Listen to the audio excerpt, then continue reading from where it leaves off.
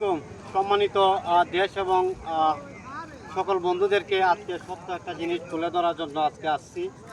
এই যে কোয়াইন নদী যে ফাটটা ছিল, যে ফাটটা ভাঙছিল, এই ফাটটা আমি আপনাদেরকে দেখাইতেছি।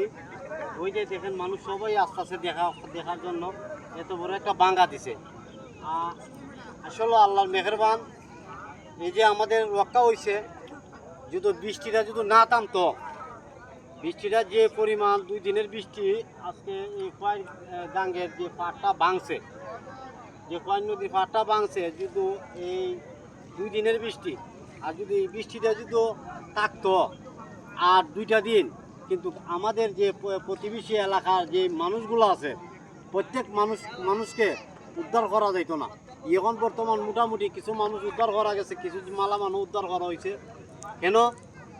যান বাঁচাইবার জন্য, নিরাপত্তার জন্য। যাক, বৃষ্টিটা হয় নাই, আল্লাহ রক্ষা করছে।